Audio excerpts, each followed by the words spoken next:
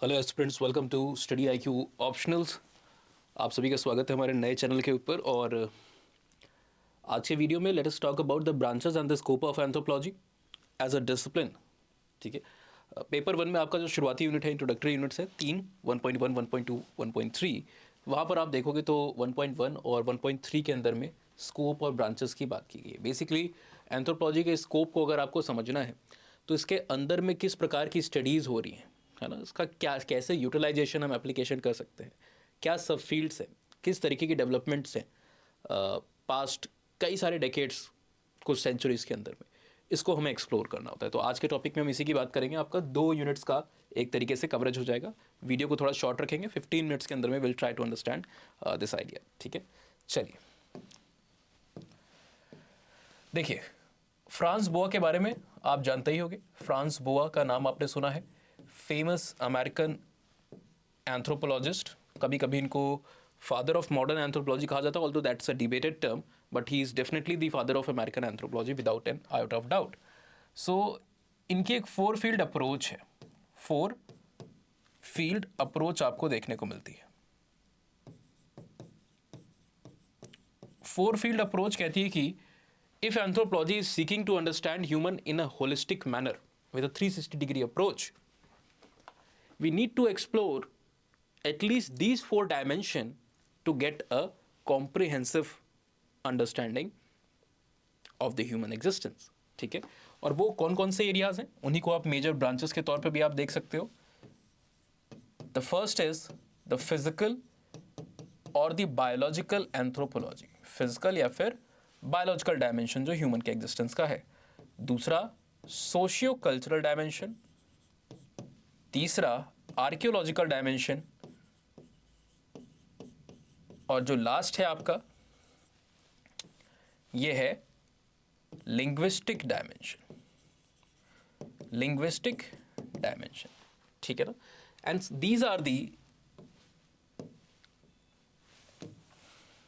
Areas और the branches, major branches जिनको anthropology पढ़ता है, एक्सप्लोर करता है। ठीक है, तो हम एक एक करके यहाँ पर जानने की कोशिश करते हैं कि ये ब्रांचेस क्या है। सबसे पहला यहाँ पर आ जाता है फिजिकल एंथ्रोपोलॉजी या फिर बायोलॉजिकल एंथ्रोपोलॉजी। नाम से ही पता चल रहा है कि ह्यूमन के एग्जिस्टेंस का जो फिजिकल और द बायोलॉजिकल एस्पेक्ट है, इसको ये पर्टिकुलर एरिया एक्सप्लोर करेगा। अब ये फिजिकल और बायोलॉजिकल एरियाज क्या हो सकते हैं?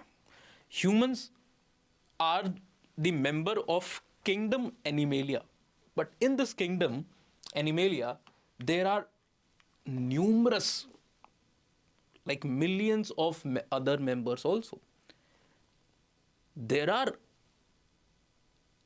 vertebrates, there are invertebrates, chordates हैं, नॉन कॉर्डेट्स हैं, सिफेलोकॉर्डेटा, यूरोकॉर्डेटा का मेंबर आते हैं। ठीक है, बहुत सारे और आपको सिंपल लाइफ फॉर्म्स देखने को मिलते हैं। पॉरीफेरा को, प्रोरीफेरा को आप देखते हो। ठीक है, मेटाजोआ के मेंबर्स को आप देखते हो। ऑलराइट, एनालिडा है, मोलस्का है। एक पूरा क्लासिफिकेशन हमने लगभग 1.25 घंटे का रिकॉर्ड किया है, 1.25 घंटे या 1.5 घंटे का। बैक्टीरिया से आज मॉडर्न ह्यूमंस तक सारे हमारे एंसेस्टर्स भी इंक्लूडेड हैं, नियंडरथल्स वगैरह, उसको आप चाहो तो देख सकते हो। लेकिन सवाल क्या है कि ये इतने सारे जो बींग्स हैं, लाइफ के अंदर में जो इवोल्यूशन हुआ है, लाइफ का जो ओरिजिन हुआ और जो इवोल्यूशन देखने को मिला है, सिंपल फॉर्म से कॉम्प्लेक्स फॉर्म एग्जिस्टेंस में आई है।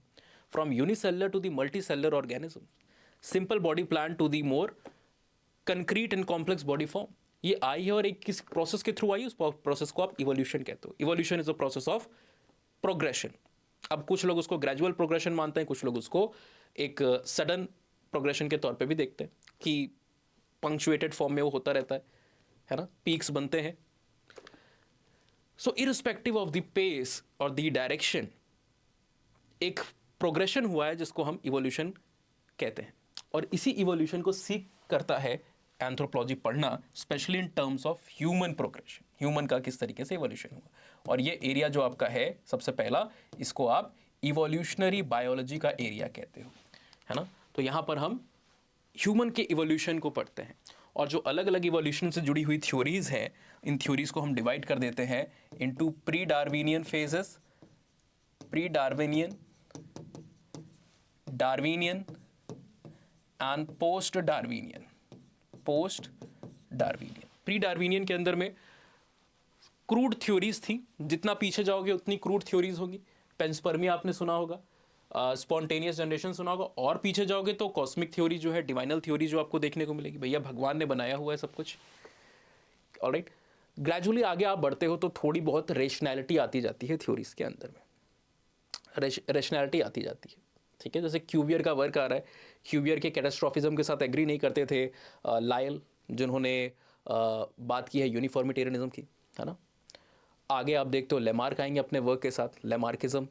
अब लेमार्किज्म के अंदर में कई सारे theory of inheritance of acquired traits की बात की, कुछ प्रॉब्लम्स थी, लेकिन आज न्यू लेमार्किज्म की आज भी बात होती है। देन आपके डार्विन साहब आते हैं, जिन्होंने लेमार्क के वर्क को भी एक्नॉलेज किया, जिन्होंने डेमोग्राफिक एंथ्रोपोलॉजी के अंदर में पॉपुलेशन स्टडीज़ जब आप करते हो तो मैल्थूजियन थ्योरी आती है आपकी, थॉमस मैलेथस के जो वर्क है उसको भी एक्नॉलेज किया। ठीक है, तो बहुत सारी चीज़ों को यहाँ पर कई ऑर्निथोलॉजिस्ट हैं, पक्षी विशेषज्ञ, जॉन रे वगैरह, उनके वर्क को भी इन्होंने, जॉन रे या जॉन गोल्ड करके नाम है, उनको भी यहाँ पर जब आप डार्विन फिंचेस की स्टडी करते हो, है ना, वेलेस के साथ भी इनका कोरिस्पॉन्डेंस था, तो डार्विन का वर्क आता है। और डार्विन का वर्क एक लैंडमार्क वर्क होता है, पिछले वीडियो में भी आपने देखा फेजेस ऑफ डेवलपमेंट के अंदर में। ठीक है ना, अब डार्विन के वर्क के अंदर में बहुत सारी अच्छी बातें थी, नए एरियाज़ को एक्सप्लोर किया, नए एक्सप्लेनेशंस प्रोवाइड किए, नेचुरल सिलेक्शन की थ्योरी दी, इतनी बड़ी थ्योरी कंट्रीब्यूशन रहा, लेकिन उसमें कुछ कमियां थी। भाई सर्वाइवल ऑफ फिटेस्ट तो बता रहे थे, बट अराइवल ऑफ फिटेस्ट नहीं बता रहे थे, वेरिएशन कहाँ से आएंगे ये सब नहीं जिक्र कर रहे थे। तो वेरिएशन को म्यूटेशन के फॉर्म में कैसे वेरिएशन आ रहे हैं, जेनेटिक रिकॉम्बिनेशन और बाकी जो चीज़ें हैं, इनहेरिटेंस कैसे हो रहा है ट्रेड्स का, ये सारी चीज़ें आगे आई। तो मेंडल का, डॉब्जंस्की का, अर्न्स्ट का, हक्सले का, ह्यूगो डे व्रीज का, विस्मान का, बहुत सारे लोग का कंट्रीब्यूशन रहा। और आपका नियो डार्विनिज्म या फिर जो सिंथेटिक थ्योरी है वो वहाँ पर एग्जिस्टेंस में आती है, जिसको पोस्ट डार्विनियन थ्योरीज़ के अंदर में आप डालोगे। सब इंडिविजुअल थ्योरीज़ हैं और इन्होंने कंट्रीब्यूट किया टू दी मॉडर्न सिंथेसिस और what we call as the synthetic theory. तो ये आता है जो हमारे अंडरस्टैंडिंग को और भी ज़्यादा बृहद बनाता है और भी ज़्यादा बेहतर बनाता है। तो ये पूरा का पूरा इवोल्यूशनरी बायोलॉजी के अंदर में कई सारे जो रूल्स हैं, इवोल्यूशनरी बायोलॉजी में कई सारे जो प्रिंसिपल हैं, कई थ्योरीज़ हैं, कई प्रिंसिपल्स हैं, थ्योरीज़ हैं। थ्योरीज़ तो आपने देखी अलग अलग जो हैं, प्रिंसिपल कई सारे, आधे आप पढ़ते हो, कुछ आप नहीं पढ़ते हो। जैसे डोलोज रूल इरिवर्सिबिलिटी का, कि जो डायरेक्शन है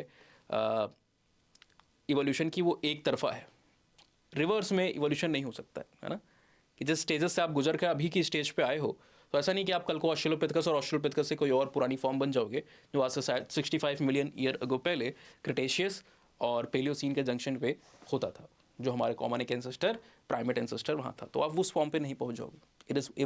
इरिवर्सिबिलिटी की बेसिकली यहाँ पर बात है ना। तो कई सारे ऐसे प्रिंसिपल्स को भी आप पढ़ते हो, इवोल्यूशन से संबंधित कई लॉज हैं, कई थ्योरीज हैं, ये सब इवोल्यूशनरी बायोलॉजी का पार्ट होता है, जो कि एक हिस्सा है सिर्फ। अब हमने कहा कि हम ये किंगडम के लेवल में इतनी सारी वैरायटीज़ हैं, अब किंगडम से आप बहुत नीचे उतरोगे तो हम क्लास के लेवल पे आते हैं, और क्लास में भी हम अकेले नहीं हैं, हमारे साथ पाइसेस के जो कई सारे मछलियाँ वगैरह हैं, एव्स हैं, चिड़िया वगैरह, पंक्षी, एम्फीबियंस हैं, रेप्टाइल्स, और फिर हम मैमल्स हैं। मैमल्स में भी आपको डिवीजन देखने को मिलेगा, आपको वहाँ पर प्रोथीरिया भी देखने को मिलेगा, आपको यूथीरिया भी देखने को मिलेगा। ठीक है ना, मेटाथीरिया के मेंबर्स आपको आते हुए देखने को मिलते हैं। तो प्लेसेंटल, नॉन प्लेसेंटल, अलग अलग तरीके के, एग लेइंग है और giving birth to young ones, mammals हैं आपके। जब आप हमारे तरफ आते हो तो हम लगभग 10 ऑर्डर्स को इस सेक्शन के अंदर में आइडेंटिफाई करते हैं अंडर द क्लास में मेलिया, जिसमें कायरोप्टेरा बैट्स वगैरह आते हैं, सिरीनिया, सिटेशिया, प्रोबिस्क्वाइडिया, अंगुलाटा, बहुत सारे मेंबर्स हैं, क्रोडेंशिया, है ना। कार्निवोरा का नाम लिया मैंने, लिया तो अच्छी बात है, नहीं तो उसको भी आप कहो रखोगे। और इनके साथ हमारा प्राइमेट। अब प्राइमेट हमारा एक बहुत क्लोज लेवल पे आप आ गए, है ना। किंगडम के लेवल पे तो बहुत सारे लोग आते हैं, क्लास के लेवल पे भी बहुत सारे आते हैं, ठीक है, फाइलम के लेवल पे भी बहुत सारे आते हैं, पर ऑर्डर के लेवल पे लिमिटेड, काफ़ी क्लोज हमारे रिलेटिव्स हैं, जिसमें कुछ मंकीज़ हैं, लॉरिस लीमोर टार्शियर्स वगैरह है, एप्स हैं, हम और हमारे एंसेस्ट्रल फॉर्म्स, नेंडरथल्स वगैरह, बाकी जितने हैं। तो इनसे हमारी सिमिलैरिटी डिफरेंसेस क्या है? बिहेवियरल फ्रंट पे, लोकोमोटरी फ्रंट पे। अब कुछ हैं जो कि वर्टिकल क्लिंजिंग करते हैं, ब्रांच के ऊपर ऐसे चढ़े जा रहे हैं स्लोली स्लोली स्लोली, लॉरिस वगैरह को देखोगे आप। कुछ है लीपिंग करते हैं, लीमर्स को आप देखोगे, है ना, एक इस तरीके से कूद कूद के जा रहे हैं। कुछ है जो ब्रेकिएशन करते हैं, कई सारे मंकीज़, और कई गिब्बन को भी आप देखोगे ट्रू ब्रेकिएटर है, ब्रांचेस ऐसे स्विंग कर रहा है। फिर आपके क्वाड्रपेडल आ रहे हैं, कुछ आर्बोरियल है, पेड़ के ऊपर हैं, कुछ टेरेस्ट्रियल हैं। टेरेस्ट्रियल में भी आप देखोगे तो पाम वॉकिंग भी कर रहे हैं, फिस्ट वॉकिंग कर रहे हैं, जैसे ओरंगुटैन, और नकल वॉकिंग वाले आपके हैं गोरिल्ला, चिंपैंजीज, है ना। और इसके बाद आगे जब आप आओगे नकल वॉकिंग से, फिस्ट वॉकिंग से, तो आप हमको देखोगे, और हम कहाँ पर हैं, हम बाइपेडल लोकोमोशन के लेवल पर हैं, बाइपेडल लोकोमोशन के लेवल पर हैं। तो लोकोमोटरी पैटर्न में, एनाटॉमी में, बिहेवियरल फ्रंट पे, सोशल ऑर्गेनाइजेशन में हम कैसे अलग हैं, और ये अलग जो डिफरेंसेस हैं वो कैसे आए, क्या क्या चेंजेस आए, है ना, उनको आप यहाँ पर एक्सप्लोर करते हो। ये पूरी जो स्टडीज़ होती हैं इसको हम प्राइमेटोलॉजी के लेवल पर कहते हैं। अब प्राइमेटोलॉजी के अंदर में आपको ये डिफरेंसेस मिल रहे हैं, पर इसको आप सब्सटेंशिएट कैसे करोगे, एविडेंसेस इसके हम कहाँ से लाएंगे, कैसे हम ट्रेस करेंगे कि अच्छा ठीक है आज के लेवल पे तो दिख रहा है कि मंकी कैसे अलग है इससे, लेकिन ये इवोल्यूशन के कोर्स में अगर आपको ट्रेस करना है कि कैसे चेंजेस आए होंगे, कौन सी अलग अलग स्पीशीज़ थी, तो आपको कुछ साक्ष्य चाहिए, है ना। और इसका फिजिकल जो सबसे बढ़िया एविडेंस होता है वो आपको फॉसिल से मिलता है। तो फॉसिल की स्टडी यहाँ पर आ जाती है पेलियंटोलॉजी, जहाँ पर आप इस तरीके के फॉसिल्स को यहाँ पर एक्सप्लोर करते हो। फर्दर एंथ्रोपोलॉजी कई सारी और चीज़ों को भी पढ़ता है, रेसिज्म जो ह्यूमन वेरिएशन का पार्ट है पॉपुलेशन के अंदर में, है ना। यहाँ पर जेनेटिक्स आ जाता है, ह्यूमन जेनेटिक्स का पूरा पोर्शन आ जाता है, जिसमें आपको पॉपुलेशन जेनेटिक्स वगैरह सारी चीज़ों को आप देखते हो, क्या वेरिएशन है, क्या मार्कर हैं, अलग अलग तरीके के ब्लड ग्रुप क्या है, डिजीज़ का ट्रांसमिशन कैसे हो रहा है, एंड देन अप्लाइड आस्पेक्ट भी आपका यहाँ पर इससे जुड़ा हुआ आ जाता है, जिसको आप आज के समय में पढ़ते हो। कई सारे सब एरिया, सब फील्ड हैं, जैसे आप फॉरेंसिक्स के एरिया को देखते हो, हम एंथ्रोपोमेट्री को यहाँ पर एक्सप्लोर कर रहे होते हैं, जिसका बहुत जगह पर एप्लीकेशन आपको देखने को मिलता है। डीएनए प्रोफाइलिंग आप कर रहे हो, है ना, ग्रोथ की स्टडी कर रहे हो, ग्रोथ और जेरेंटोलॉजी अपने आप में एक बहुत बड़ा एरिया है। जो ग्रोथ की स्टडीज़ हैं, जेरेंटोलॉजी है, ये अपने आप में कई से बड़ी एरिया है। जेनेटिक्स के अंदर में भी कई सारे और एरिया, जैसे क्रोमोसोमल एब्रेशन को भी आप पढ़ते हो, एक्सप्लोर करते हो, है ना, इंटरवेंशन ट्रीटमेंट। तो फिजिकल बायोलॉजिकल एंथ्रोपोलॉजी बहुत बड़ा एरिया आपका यहाँ पर देखने को मिलता है। जो सेकंड आपका एरिया यहाँ पर आता है वो है सोशियो कल्चरल एंथ्रोपोलॉजी। नाम से ही पता चल रहा है सोसाइटी कल्चर के ऊपर यहाँ पर स्टडी हो रही है। तो ह्यूमंस कई सारे जब साथ में आते हैं, आपस में मिलते हैं, किसी एक तरीके के सिमिलैरिटी को दिखाते हैं, कॉमननेस को दिखाते हैं, कुछ कॉमन ऑब्जेक्टिव्स को लेकर के ये एक सोसाइटी का फॉर्मेशन करते हैं। और इस सोसाइटी के अंदर में इंडिविजुअल अलग अलग पोजीशन को ऑक्यूपाई करते हैं, स्थान को, जिसको आप सोशल स्टेटस कहते हो। इस स्टेटस पर रहते हुए इंसान कई सारे भूमिकाओं को, यानी कि रोल को अदा करता है ना, जिससे सोसाइटी का इक्विलिब्रियम मेंटेन रहता है, सोसाइटी सही से चलती है। और इंडिविजुअल जब यहाँ पर बसे हैं तो अपने आप को अरेंज करते हैं कई सारे एसोसिएशंस में, कई सारे इंस्टीट्यूशंस में, जो आपको सोसाइटी के स्ट्रक्चर के अंदर में दिखता है।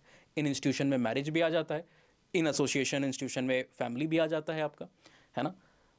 तो इस तरीके से सोसाइटी की और कल्चर की यहाँ पर स्टडी आपको देखने को मिलती है इस पर्टिकुलर सेक्शन के अंदर में या ब्रांच के अंदर में। You try to understand these things. Society और कल्चर के अंदर में जो अलग अलग आपके सोशल नॉर्म्स आपको देखने को मिल रहे हैं, जो आपके सोशियो कल्चरल इंस्टीट्यूशंस आपको देखने को मिल रहे हैं, एसोसिएशंस आपको देखने को मिल रहे हैं, सोशल ग्रुप आपको देखने को मिल रहे हैं, सोसाइटी के स्ट्रक्चर को आप पढ़ते हो और सोसाइटी के स्ट्रैटिफिकेशन को भी पढ़ते हो। स्ट्रैटिफिकेशन पढ़ रहे हो तो आप इनइक्वालिटी को भी यहाँ पर एड्रेस करोगे, इनइक्वालिटी को पढ़ रहे हो तो यहाँ पर स्टेटस एंड रोल को भी आप एड्रेस करोगे, ठीक है। इंस्टीट्यूशंस को यहाँ पढ़ रहे हो तो बहुत सारे इंस्टीट्यूशन है, मैरिज, फैमिली, किनशिप, इनका इवोल्यूशन कैसे हुआ अलग अलग सोसाइटी में। कहीं मैरिज मोनोगैमस है, कहीं पॉलीगैमस है, कहीं पे किसी और प्रकार की मैरिज है, कहीं पे पॉलीएंड्री है, कहीं पे पॉलीगाइनी आपको देखने को मिल रही है, सोरोरल है, नॉन सोरोरल है, डेल्फिक है, नॉन एडेल्फिक, किसी भी तरीके की वेरिएशन देखने को मिलता है। फैमिली अलग अलग है, कहीं एक्सटेंडेड है, कहीं जॉइंट है, डिसेंट के पैटर्न अलग अलग है किनशिप को। तो ये सारा सोशियो कल्चर लेवल पर जो वेरिएशन आप ह्यूमन सोसाइटी में पढ़ रहे हो। रिलीजन है, कहीं पे मोनोथिज्म है, पॉलीथिज्म है, कोई पेड़ पूजों की पेड़ पौधों की या नदी तालाबों की, पर्वतों की पूजा कर रहा है, नेचरिज्म वहाँ देखने को मिल रहा है। एंथ्रोमॉर्फिज्म हो सकता है, फेटिसिज्म हो सकता है, एनिमिज्म हो सकता है, एनिमैटिसिज्म हो सकता है। तो अलग अलग डाइवर्सिफाइड एरियाज़ को एक्सप्लोर करने का काम ये करता है, और हम सोसाइटी और कल्चर के लेवल पे ह्यूमन के एग्जिस्टेंस को एक्सप्लोर कर रहे हैं, ठीक है। अगला जो आपका एरिया है वो है आर्कियोलॉजिकल एंथ्रोपोलॉजी। आर्कियोलॉजिकल एंथ्रोपोलॉजी नाम से ही पता चल रहा है ये ह्यूमन पास्ट सोसाइटीज़ को पढ़ता है। और ये ह्यूमन पास्ट सोसाइटीज़ खासकर ऐसी सोसाइटीज़ है जिसके आपके पास जो रिटन रिकॉर्ड्स होते हैं ना, वो आपके नहीं होते हैं। तो मोस्टली ये प्री हिस्टोरिक स्टडी को कर रहा है। और जब ये रिटन रिकॉर्ड्स आपके नहीं हैं तो हम कैसे पढ़ पाएंगे किसी भी चीज़ को? Through the availability of material culture, जिसके अंदर में क्या क्या आ जाएगा? आपके कई तरीके के स्टोन टूल्स आ जाएंगे, स्टोन से बने हुए जो टूल्स है वो आ जाएंगे, जो पेंटिंग्स हैं ये आ जाएंगी, पॉटरी आ सकती है। इसको पढ़ करके हम ह्यूमन की पास्ट सोसाइटी को और पास्ट में ह्यूमन कैसा था, क्या कर रहा था, उसको पढ़ने जानने की कोशिश करते हैं। इसके अंदर में भी कई सारे एरियाज़ हैं, जैसे इन्वायरमेंटल आर्कियोलॉजी है। हर एक समय पे ह्यूमन इन्वायरमेंट से काफ़ी ज़्यादा इन्फ्लुएंस रहता है। इन्वायरमेंट इन्फ्लुएंस करता है ह्यूमन एग्जिस्टेंस को, ठीक है। और ह्यूमंस उसके प्रति एडजस्ट होने की, उसको मॉडिफाई करने की कोशिश करता है। शुरुआत में तो एडजस्ट करता था, पर आज साइंस इतनी डेवलप है कि हम उसको मॉडिफाई भी करने की कोशिश करते हैं। तो इन्वायरमेंट के साथ रिलेशनशिप हमारा काफ़ी गहरा है। अब इसी से जुड़े हुए कोई दो एरियाज़ और आ जाते हैं, जैसे जू आर्कियोलॉजी जिसको आप कहते हो, और आर्कियोबॉटनी जिसको आप कहते हो। शॉर्ट में लिख रहा हूँ, ठीक है। इसको बायो आर्कियोलॉजी भी कभी कभी कहा जाता है। ऑलराइट, तो कई सारे मोलस्क हैं, कई सारे सेडिमेंट जो आपको डिपॉजिटेड देखने को मिलते हैं, मरीन डिपॉजिट्स को जब आप एक्सप्लोर करते हो, बाकी चीज़ों को आप देखते हो, तो इसके माध्यम से आप क्या कर पा रहे हो? पास्ट ह्यूमंस को बेहतर तरीके से, और उस समय किस तरीके की लाइफ फॉर्म्स थे, ह्यूमन के कंजम्पशन को भी कई बार आप समझ पाते हो, ठीक है ना, इसी माध्यम से कि इंसान क्या खाता था। कई सारी पेलियोपैथोलॉजीज़ को भी आप यहाँ पर समझ पाते हो कि पुराने समय में किस प्रकार की बीमारियाँ थी, क्योंकि जो आपको अवशेष पुराने मिल रहे हैं उसमें डेंटल कैरीज आप देख रहे हो, ट्रॉमा के साइन अगर आप किसी प्रकार के देख रहे हो, या फिर डिफॉर्मिटी देख रहे हो, मैल न्यूट्रिशन देख रहे हो, है ना। तो इन सारी चीज़ों को देख करके आप पेलियोपैथोलॉजी जो है उसको भी एक्सप्लोर करते हो। पेलियोपैथोलॉजीज जो है इनको भी एक्सप्लोर कर पाते हो। साथ ही साथ आर्कियोबॉटनी की बात की, आज भी पेड़ पौधे हैं, पहले भी पेड़ पौधे रहे होंगे, लेकिन पेड़ पौधों में क्या है, एक खास बात है कि अपने इन्वायरमेंट के हिसाब से होते हैं। जैसे फाइकस को, या फिर आप मान लीजिए कोई भी एक अपने दिमाग में सोच लीजिए, कोई ट्री है किसी भी तरीके का, उसको एक आबो हवा चाहिए रहने के लिए, सस्टेन करने के लिए। तो जब वो हवा होगी, आबो हवा होगी, वैसी कंडीशन होगी, तभी वो क्या करेगा, प्रिवेल करेगा। तो ये जो अलग अलग प्लांट स्पीशीज़ है ना, ये काफ़ी स्पीशीज़ इन्वायरमेंटल कंडीशन के ज़्यादा अनुरूप चलती हैं। जैसी कंडीशन वैसे होंगे स्पीशीज़, नहीं तो नहीं होंगे। और एक अच्छी बात है कि प्लांट के केस में आपको जो पोलन ग्रेन्स होते हैं ना, ये बहुत रेजिस्टेंट होते हैं, इन्वायरमेंटल डिग्रेडेशन को सस्टेन कर जाते हैं, हज़ारों लाखों साल तक बचे रह जाते हैं। तो इनके माध्यम से आप इन पोलन को स्टडी करके पेलियो क्लाइमेटिक रिकंस्ट्रक्शन भी कर सकते हो। क्या कर सकते हो? पेलियो क्लाइमेटिक रिकंस्ट्रक्शन कर सकते हो, जिससे आपको पहले के समय में किस तरीके का ह्यूमन का एनवायरनमेंट के साथ कैसे पेड़ पौधे थे, उनमें से कुछ को इंसान हो सकता है किसी प्रकार के एक्टिविटी के लिए या डाइटरी पैटर्न के अंदर में यूज़ भी करता होगा, वो भी आपको वहाँ पर समझ में आ जाएंगे, है ना। सो ये अलग अलग एरियाज़ है। कई यहाँ पर आपकी एक्सपेरिमेंटल भी आ जाती है इन्वायरमेंट के साथ साथ। कुछ और भी यहाँ पर सब फील्ड्स हैं, जैसे एक्सपेरिमेंटल आर्कियोलॉजी, कभी इसके ऊपर डिस्कशन करेंगे, या फिर आपकी एथनो आर्कियोलॉजी, सेटलमेंट आर्कियोलॉजी, है ना।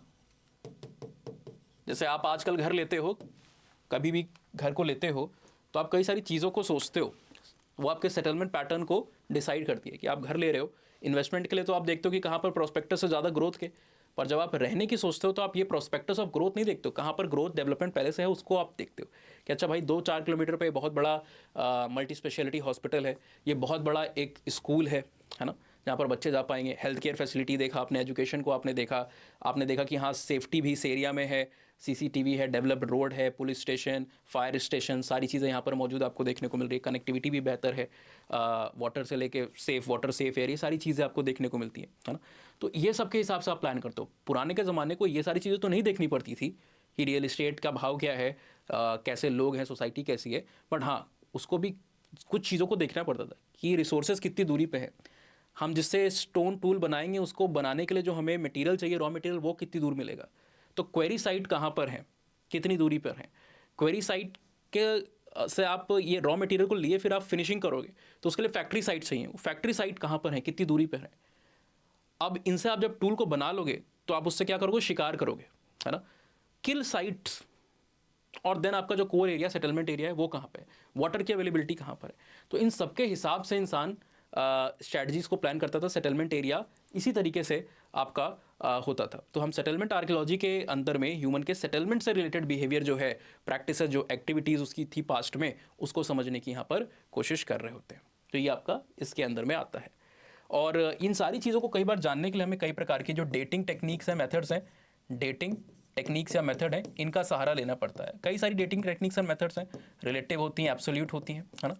1.8A1 के अंदर में आप पढ़ते हो इनको, सिलेबस पेपर 1 में। सो ये आपका आर्कियोलॉजिकल एंथ्रोपोलॉजी का एरिया होता है। नाउ आर्कियोलॉजिकल के बाद जो लास्ट है वो लिंग्विस्टिक एरिया है, लिंग्विस्टिक एंथ्रो है, सॉरी। अब linguistic anthropology structural and historical linguistics में बटी हुई है। स्ट्रक्चरल एंड हिस्टोरिकल लिंग्विस्टिक्स जो भाषा के ओरिजिन का उसके एक्विजिशन के बारे में जानना चाहती है, लोग उसको अक्वायर कैसे करते हैं, शुरुआत कैसे हुई होगी, अलग अलग स्टेजेस ऑफ लैंग्वेज एक्विजिशन क्या होती है, लैंग्वेज का स्ट्रक्चर कैसा है, कैसे आप उसको समझ सकते हो। तो ये पार्ट होता है। इवोल्यूशन लैंग्वेज के अंदर में किस प्रकार से हुआ, इनको आप पढ़ते हो, समझते हो। Types, verbal, non verbal. Then आप यहाँ पर सोशियो लिंग्विस्टिक्स को एक्सप्लोर करते हो और एथनो लिंग्विस्टिक। सोशियो और एथनो लिंग्विस्टिक क्या करते हैं, सोसाइटी और कल्चर का लैंग्वेज के ऊपर और लैंग्वेज का सोसाइटी और कल्चर के ऊपर क्या एक इन्फ्लुएंस है, ये आप एक्सप्लोर करने की कोशिश करते हो इन फील्ड्स के अंदर में। जैसे हम क्या बोलते हैं, कि किस मैनर में बोलते हैं, किस पेस पे बोलते हैं, किस लहजे में बोलते हैं, किस पिच पे बोलते हैं, ये सब बहुत सारे सोशियो कल्चरल डायनामिक्स से इन्फ्लुएंस होता है। हमारा परसेप्शन भी कई हद तक, है ना। जैसे फॉर एग्जाम्पल आप एक लाइब्रेरी में बैठते हो, मैं अक्सर एग्जांपल देता हूँ कि लाइब्रेरी में आप बैठे हो तो आपकी आवाज़, पिच, वॉल्यूम कुछ अलग होगी। आप एक स्टेडियम हो तो एक्सपेक्टेशन कुछ अलग है। स्टेडियम में चुप बैठे हो, लाइब्रेरी में चिल्ला रहे हो, सोशल कॉन्टेक्स्ट मैच नहीं हो रहा है। तो सोशल कॉन्टेक्स्ट और सिचुएशन अहमियत रखती है। किससे बात कर रहे हो उसकी एज भी अहमियत रखती है। बच्चे से आप कई बार उसी की तरफ फंबल करते हो, ममलिंग आवाज़ में, है ना, बात करने लगते हो। एल्डर से कोई दूसरा टोन है। अपने बराबरी के जो लोग हैं उनसे आप हो सकता है कई ऐसे स्लैंग्स में बात करते हो जो कि दूसरों के सामने आप यूज़ ना कर सकते हो, ठीक है ना। तो इस हिसाब से स्टेटस को भी आप देखोगे कि एक रास्ते में गाड़ी से जा रहे हो आप, चाय वाला कोई है, ढाबे पे है, उससे आप अलग तरीके से बात करोगे, उसको छोटू, राजू ऐसे करके बुलाओगे। कोई जज, कोई सिविल सर्वेंट, कोई कैबिनेट सेक्रेटरी चला जाए तो वहाँ पर आप बड़ी रिस्पेक्ट को दिखाओगे। तो ये चीज़ें भी काफ़ी इंपॉर्टेंट रहती हैं, और ना इन रिलेशनशिप को एक्सप्लोर करने का काम लिंग्विस्टिक एंथ्रोपोलॉजी करता है। सो आई होप आपको मेजर ब्रांचेस समझ में आ गई। अब इन्हीं ब्रांचेस के थ्रू हम ह्यूमन की बेटर अंडरस्टैंडिंग को समझते हैं, कल्चरल रिसोर्स। अब स्कोप की जब आप बात करोगे तो स्कोप भी बहुत ज़्यादा है एंथ्रोपोलॉजी का।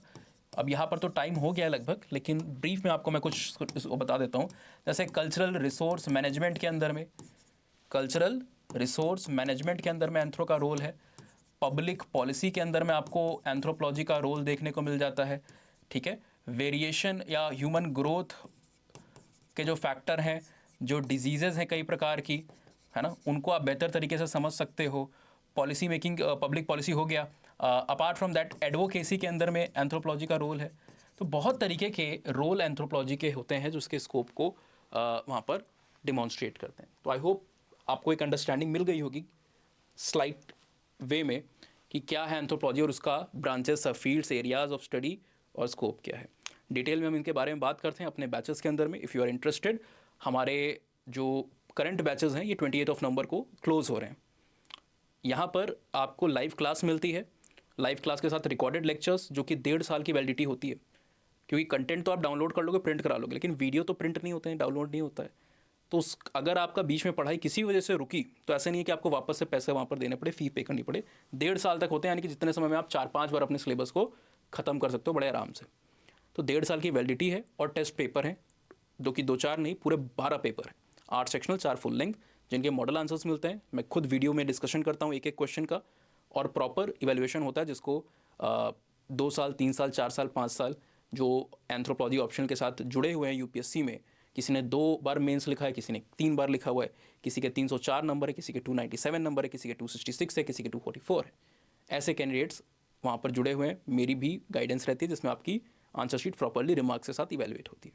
तो ये सारे फीचर हैं। जो फ़ी ऑफ द कोर्स है प्रेजेंटली 14,999 रुपीज़ है, और ये इंपॉर्टेंट है क्योंकि आपका ये फ्रेश बैचेस हैं। अगले फ्रेश बैच होली से पहले नहीं स्टार्ट होंगे, I can write it on a paper, ठीक है। होली के आसपास ही होंगे, 1-2 हफ्ता ऊपर नीचे हो सकता है, लेकिन उससे पहले नहीं होंगे। तो आपका पेपर 1 यूनिट 1.1 से स्टार्ट होगा।